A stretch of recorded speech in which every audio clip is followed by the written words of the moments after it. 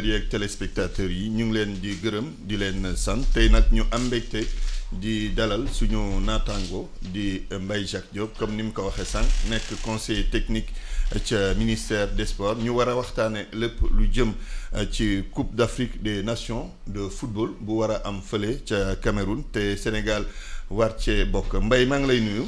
waaw bisimilah rahmaani rahim Antoine maa ngi lay fay di nuyu en tout cas tous les auditeurs d'abord de E-Media et les téléspectateurs de ITV di leen aussi souhaiter une bonne et heureuse année di nuyu aussi tout le personnel que ce soit le personnel rédactionnel administratif et technique même du groupe E-Media di leen souhaiter aussi mes meilleurs vœux de bonne et heureuse année surtout aussi réussite dans toutes leurs entreprises. Très bien alors tey ñu war a waxtaane li nga xamante ne mooy participation Sénégal ci différentes CAN yi rawatina nag bi nga xamante ne mooy bi ñu war a tàmbale le 9 janvier bii di ñëw Sénégal nekk fële ca Bafoussam équipe nationale yegg na foofu waaye am na ñi nga xamante ne bokk nañ ci ay joueurs lañ yeggaguñ ñeneen ñi dañ leen a testé positif ñeneen yi am na yeneen raison yu tax yeggaguñ foofu ca Bafoussam de Tunis 65 à la dernière CAN bu amoon 2019 Sénégal mu ngi daw ginnaaw ab trophée continental boo doon def ab analyse bu ñu la laajoon tey jile lu tax Sénégal boobu ba léegi mënul gagner Coupe d'Afrique lan ngay tontu. waaw Antoine xam nga analyse bi dina jafe dina yomb lu tax dina jafe dina yomb soo xoolee nous sommes 54 nations en Afrique sur les 54 nations soo xoolee ñi ko jël matul 15 nations. matul 15 nations et soo xoolee boo xoolee les 2 dernières décennies. ñi ko jël mooy ñi nga xam ne ñoo ko partagé muy le Cameroun. waaw l'Algérie. la Tunisie. en degré l'Égypte la Côte d'Ivoire et la Zambie. Par exemple Ghana bi nga xam ne sax il faisait partie des ténors. gëj ñu ko jël depuis 1982. yàgg na le Maroc benn yoon la ko mës a jël. le Congo Brazzaville ainsi de suite. la RDC depuis 74 daf lay wan ni donc am na yoo xam ni ils ont disparu l'Éthiopie comme le Soudan ont disparu même des tablettes même. du microcosme la Guinée. La Guinée a été finaliste. mais n'a jamais remporté la Coupe d'Afrique. Donc cela prouve quelque part aussi. il faut dire ñu relativiser un peu le fait qu'on doit être champion d'Afrique. bien qu'on doit gagner. mais n'empêche aussi nous avons le droit d'avoir des ambitions qui sont très légitimes.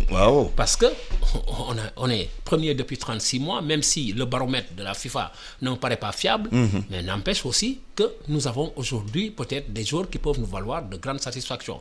Mais une Coupe d'Afrique, on ne la décrète pas. On la joue sur des moindres détails. Et moi, en tout cas, je reste un peu dubitatif et un peu pessimiste par rapport à notre départ. Le faux départ qui a été enregistré avec les joueurs qui ont eu le Covid. Et qu'est-ce qui s'est passé? Parce que les joueurs ont été dans une bulle sanitaire et on les fait voyager avec le terre, ça me pose problème, moi. Lu tax me pose le problème? Pourquoi ça me pose Parce problème? que xam nga ku lay déglu bëgg na xam lu tax. Parce que Antoine, les joueurs sont en regroupement. Ils sont dans une bulle sanitaire. ci wolof. Et les joueurs dañu nekk regroupement. ñu nekk ci bulle sanitaire. Donc les médecins ont donné au moins les instructions nécessaires. Donc bulle sanitaire bi. képp ku nekkul ci ñoom warut a bokk.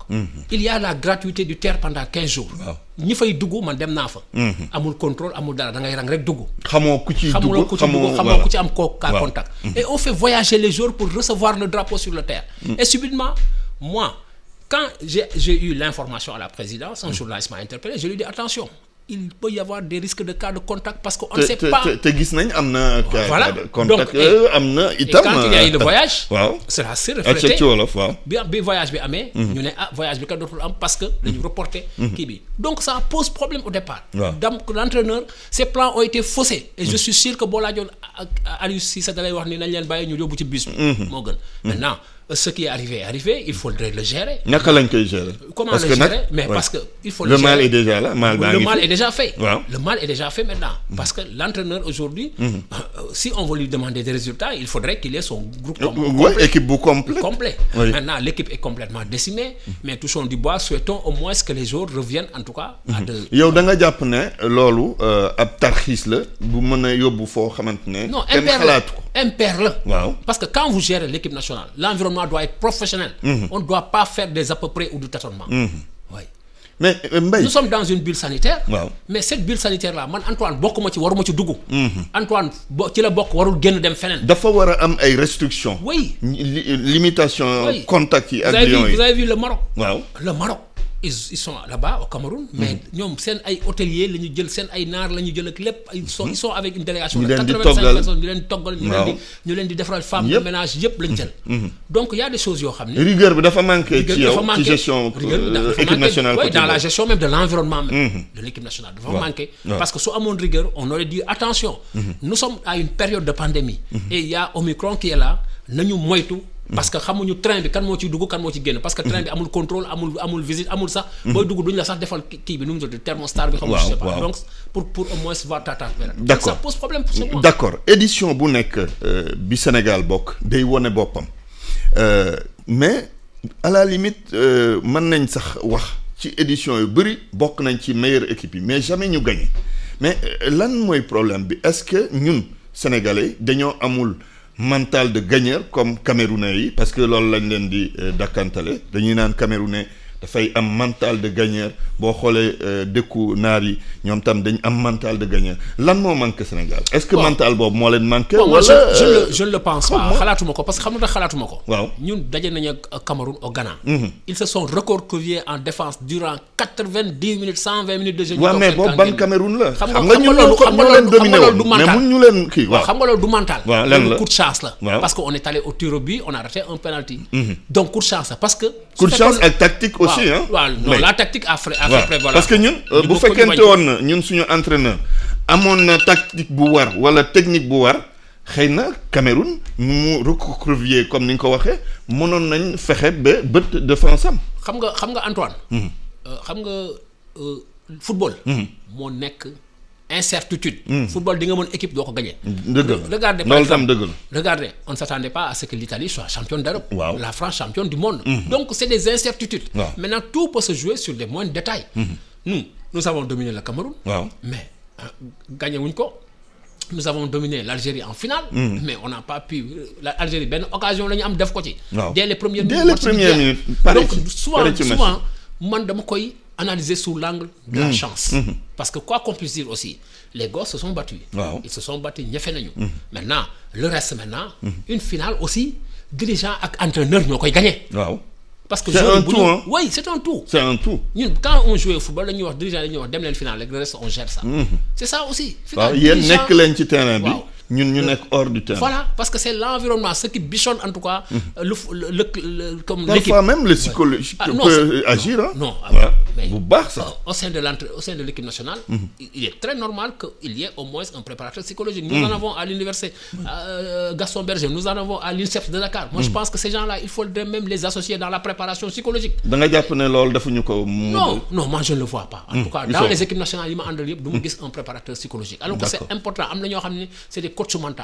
c'est des coachs mentaux autant pour moi loolu rek la ñu xam loolu la ñu jàng loolu la ñuy jàngale. d'accord mais nañ leen associer. Mbaye ñu xool exactement. boo xoolee Sénégal première nation de football au plan continental bu ñu xoolee papier bi laa wax de. nga jël ligne yi yëpp ligne défensive milieu bi ligne d'attaque kenn gënuñu équipe mais est-ce que jàpp nga ne bii yoon au-delà du faux départ bi nga tudd sànq ñun war nañ mun a sori ba sax jël coupe bi. non absolument parce que tout dépendra en tout cas des aléas. parce que aussi football xam nga mooy li ma la wax la Aliou Cissé il misait sur un groupe de 28 jours. Oui. et aujourd'hui le groupe est décimé. et aujourd'hui groupe bi dafa décimé donc forcément Aliou Cissé aujourd'hui il va revoir en tout cas sa stratégie. mais non il a quand même beaucoup de choix à faire hein. non attendez am na choix yu bëri dama lay jox exemple par exemple dama lay jox exemple par exemple. tiens. je prends un exemple. Par exemple un garçon comme comment il s'appelle Kouyaté. C'est un élément très important dans le dispositif. Oui. Un garçon comme Ismaïla Sarr. L'absent il avait au moins su pallier l'absence de Sadio Mané lors de la dernière journée des éliminatoires. mais finalement ñëw na. waaw finalement ñëw na mais il est toujours sous blessure on ne sait pas s'il pourra jouer ou pas. Et vraiment on souhaite vivement qu'il soit rétabli pour mun a toog ci terrain bi. Maintenant yooyu yëpp aussi. C'est vrai que 28 jours là. mais sur les 28 jours là dafa am lu ñuy wax son épine dorsale. waaw épine dorsale boobu par exemple ku mel ni. le gardien de but Edouard Mendy ci la bokk. Kalidou ci la bokk. Gana ci la bokk Sadio ci la bokk Ismaïla Sarr ci la bokk ainsi de suite maintenant su fekkee ne dans cette colonne vertébrale là dafa am loo xam ne par exemple daf ci xaw a charcuté wu dafay fausser waat revoiraat ses plans mais quand même il y a une certaine interchangeabilité am na mais une certaine mais revoyez les joueurs les joueurs yi moo ñu lim yëpp ils jouent dans quel club contrairement parce que ñun aussi on a trop poli notre équipe nationale pensant que c'est la meilleure. Mais regardez en valeur intrinsèque aussi celle de l'Algérie, celle du Maroc. Justement. Regardez celle de Nigeria. Voilà. Regardez celle du Mali. Nañu def attention kon loolu nga bëgg a wax. Voilà, il faudrait que les gens sachent que ñun dañuy dem Coupe d'Afrique. Maintenant, il faut prendre les matchs par couperet. Il faudrait pas qu'on pense que ñun dañu war a dem ñoo mën gars yi parce que on a un Sadio Mané, on a un Kalidou, mais les autres ils en ont mais est-ce que mënuñu sax wax loolu parce que boo xoolee Algérie mooy championne d'Afrique. Algérie gagné na. Barke Demba Ndiaye démb Ghana 3-0. Barke Demba Ndiaye compétition pays arabes yi. waaw te démb rek moo dóor Ghana 3-0. moo dóoraat Ghana Barke démb pardon nga xool Égypte. Nation bu mag la. nga jël Cameroun mu ngi jouer dëkkam. est-ce que yooyu waruñu ko tenir en compte. au lieu di wax nit ñi Sénégal dafay dem rek jël coupe bi non. en tout cas dañ koy tenir en compte. pourquoi ñu war ko tenir en compte. parce que tout simplement man je souhaite vraiment que ñu gagner coupe bi man moom laa bëgg. c'est mon ambition, c'est mon objectif. mais il faudrait qu'on respecte aussi les autres adversaires. parce que il y a le Cameroun qui jouera à domicile chez lui. Et qui est sous pression parce que tout simplement. aujourd'hui ku xam Cameroun xam nga ne ñoom dañuy joxe. et c'est des gens yoo xam. le Cameroun il y a au moins une union sacrée autour du Cameroun. parce que il y a de grands joueurs de grandes sommités. Tout à fait. Comme aujourd'hui il y a un nouveau président de fédération à la personne de Samuel Eto'o qui est un monument du football mondial. En plus sans compter les anciens internationaux. ñoom Antoine Bell. il y a le Roger Mila ñoom ñëpp il y a aujourd'hui par exemple le Maroc. Il fait partie des grandissimes favoris. Il y a aussi l'Égypte qui fera partie des favoris, quoi qu'on puisse dire. Il y aura aussi le Mali que les gens ignorent. Alors que le Mali a fait des éliminatoires exceptionnels. Et aujourd'hui, c'est une équipe qui joue ensemble depuis pratiquement 2012. Tout à fait. Donc man dégg naa sax ki wax ne suñu benn naataango ne Mali sax la gën a ragal. Non moom laa gën a ragal parce que les gens oublient que. yow tam Mali nga gën a ragal parce que j'ai vu le parcours. Moi je vois les statistiques. Et je vois aussi, je fais la comparaison des temps de jeu parce que moi en fonction des c'est important aussi. En fonction par exemple des comment dirais-je des favoris. Je vois jour par jour. Par exemple, je vois le milieu de terrain. Je me dis que par exemple nous sur le milieu de terrain, par exemple je vois un milieu de terrain par exemple qui te fait 9 km 2. Nous notre milieu de terrain il fait 6 7. Donc c'est insuffisant pour gagner. Donc il y a des paramètres yoo xam ne peut-être que nit ñi duñ ko analyser mais ñun dañ koy analyser objectivement, techniquement et scientifiquement pour xool exactement aujourd'hui quelle est la valeur du Sénégal par rapport à l'Algérie. Par exemple, moi hier j'ai vu l'équipe algérienne jouer avec une intensité boo xam ne. mais je me suis rendu compte que ñoom ils ont une transition rapide. mais am nañ rythme déjà. Non, ils ont une transition rapide. Dès la première touche de balle ils sont au premier ou deuxième tiers de l'adversaire. Et ça c'est important.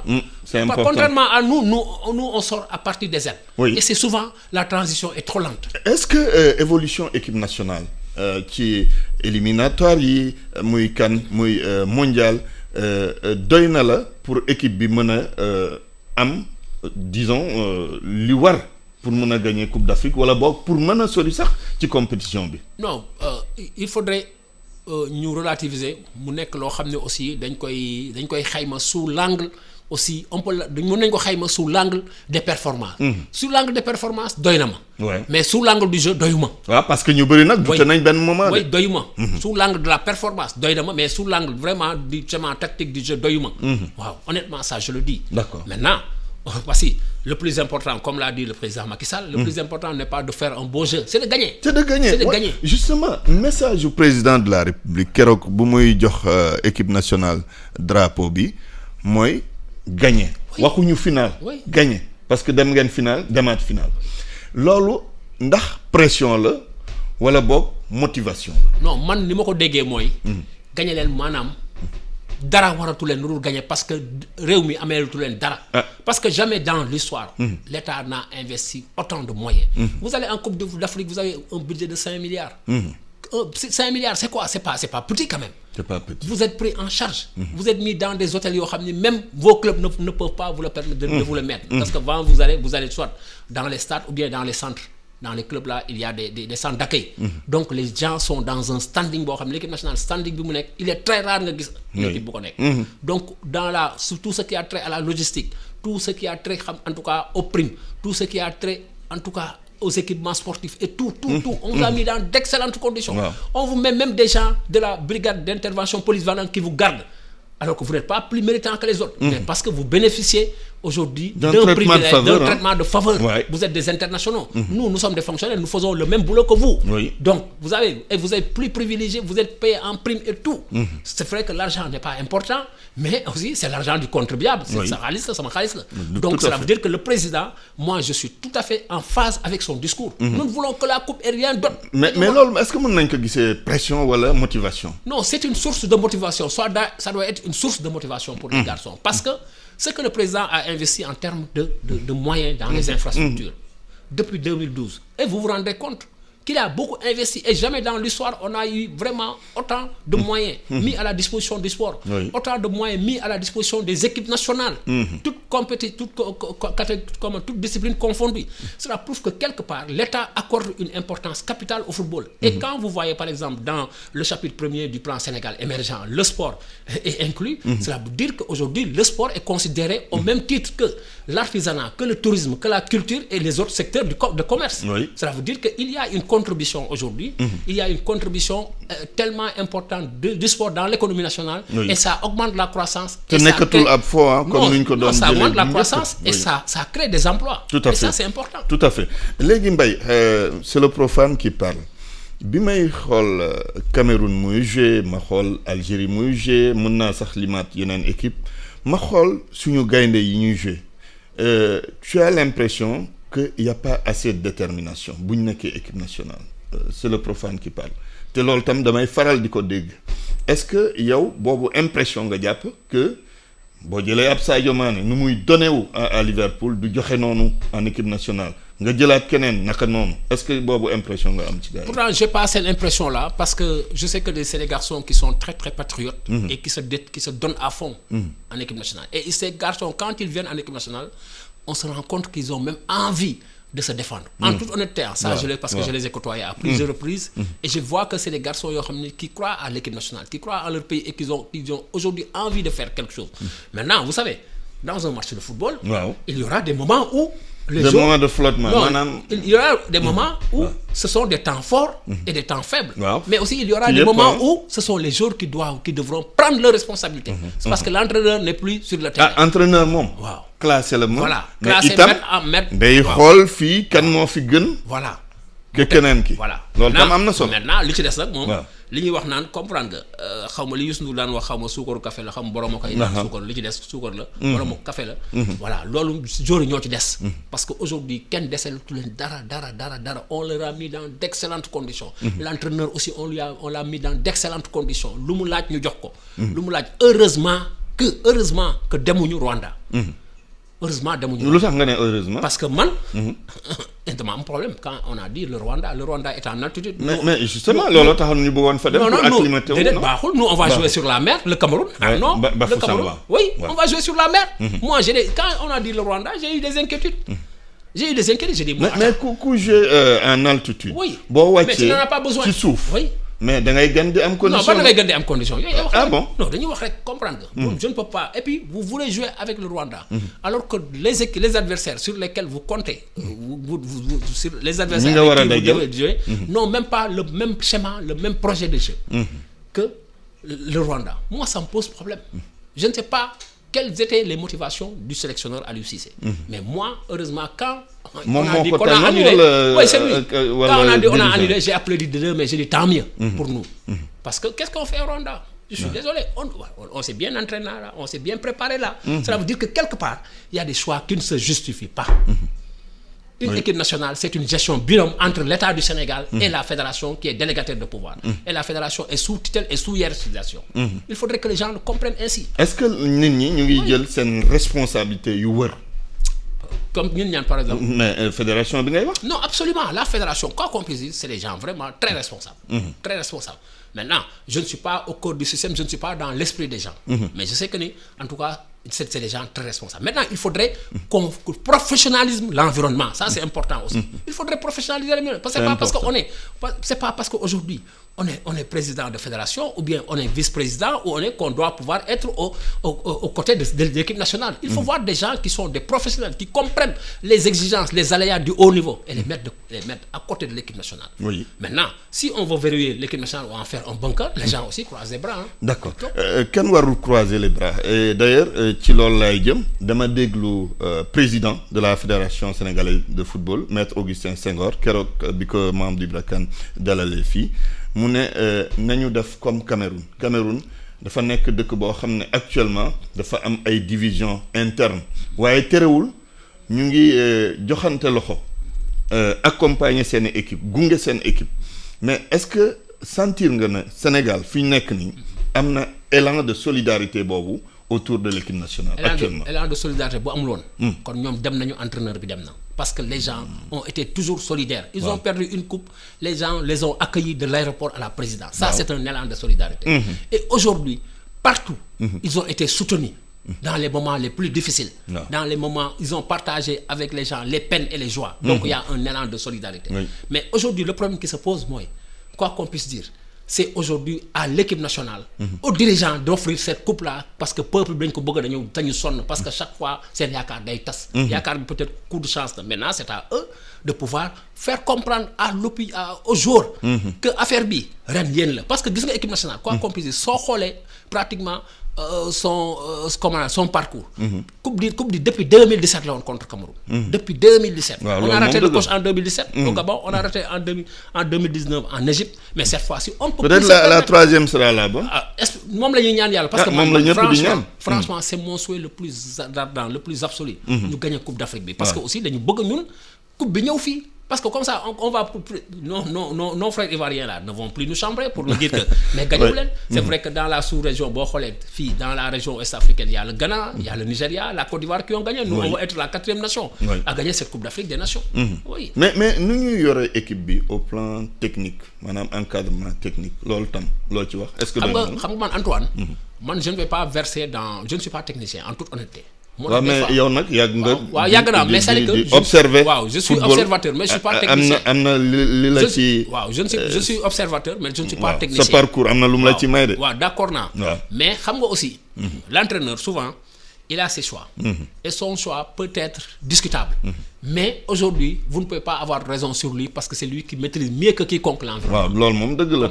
Maintenant moi quand lu ne fan la tam ñëpp a posé son 3-5-1 là qui a failli nous amener aux abattoirs. Mais j'ai crié sur tous les toits pour lui dire que écoutez, nous ne sommes pas d'accord, c'est pas bon, il faut changer. Et il a compris le message de l'opinion publique.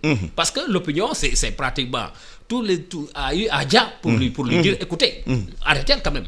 Mais il a compris et pourtant au prochain match il a rectifié et les gens étaient satisfaits. Parce que aussi souvent xam nga match aussi. Mën nga dajeek équipe xëy na vous n'êtes pas dans un bon jour vous avez trop de moments de faible comme mën nga dajeek équipe aussi nga dox. Maintenant moi peut-être que lenn rek laay xaw a xalaat depuis contre Algérie on n'a pas rencontré une grande nation de football. Qu'on le veuille ou pas, on n'a pas rencontré une grande nation de football.